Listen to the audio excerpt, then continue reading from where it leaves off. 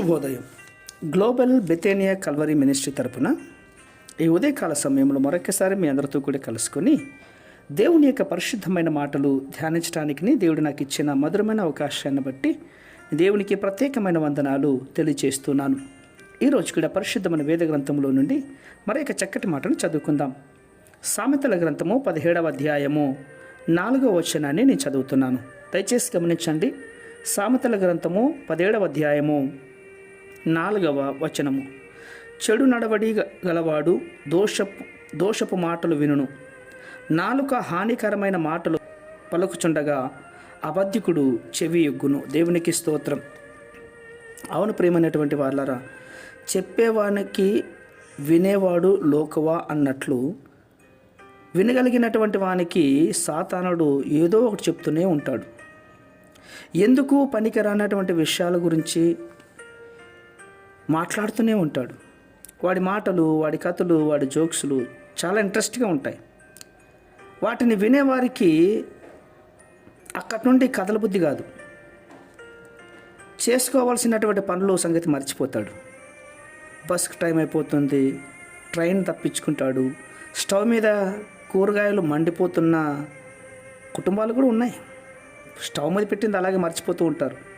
ఒకవేళ సాతానుడు చెప్పేటప్పుడు ఎవరైనా మొహమాటంగా మాట్లాడుతూ నేను వెళ్ళాలండి, నాకు టైం లేదు, టైం అయిపోతుందంటే అవతల వానికి చాలా పనున్నాయి అంటే వాడు పడామని కొట్టినట్లుగా నీకైనా పనులు నాకు కూడా ఉన్నాయి వాళ్ళు చెప్పొచ్చేవాళ్ళు అంటూ ఇరికించుకుంటారు.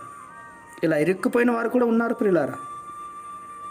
వాడు మాట్లాడుతూనే ఉంటాడు, ఇతర వ్యక్తి ఏమో కొడుతూనే ఉంటాడు. ముఖ్యంగా ఈ సాతానుడు ఆడ రూపంలో ఉండొచ్చు, లేకుంటే మగ రూపంలోనే ఉండొచ్చు. ఇంకా చెప్పాలంటే టీవీ రూపంలోనో మొబైల్ రూపంలోనో ఉంటాడు ప్రియులారా. ఆ రోజు సాతానుడు ఆడ రూపంలో ఆదాము చేత పండును తినిపించి దాని ఫలితంగా వారు బట్టలు లేని వారిగా దిగంబరులుగా వాడు కనపడ్డారు. అయ్యో ఇదేంటి మాకు బట్టలు లేవు అని చెట్టు ఆకులు కట్టుకొని చెట్టు చాకును వెళ్ళి దాక్కున్నారు.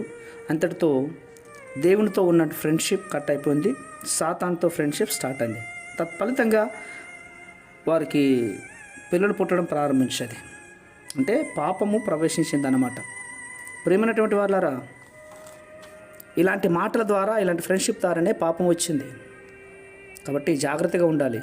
అనువున ఈ ఉపవాస దినాలలో మరీ ఎక్కువగా ప్రభుతో ఫ్రెండ్షిప్ చేస్తూనే ఆశీర్వాదాలు మనకు తోడుగా ఉంటాయి. పరిశుద్ధమైన మా ప్రియ పరలోకపు తండ్రి, ఈ మాటలు వింటున్న వారందరితో మీరు స్నేహం చేయండి. అలాగే వారు కూడా మీతో ఫ్రెండ్షిప్ చేయాలని ఆశపడుతున్న వారందరికీ మీ ప్రత్యక్షత బయలుపరుస్తారని శ్వాసంగా నమ్మచ్చు. చిన్న ప్రార్థనను మా రక్షకుడిని యేసయ్య బట్టి వేడుకొని పొందుతున్నా మా తండ్రి. ఆమేన్, ఆమేన్, ఆమేన్.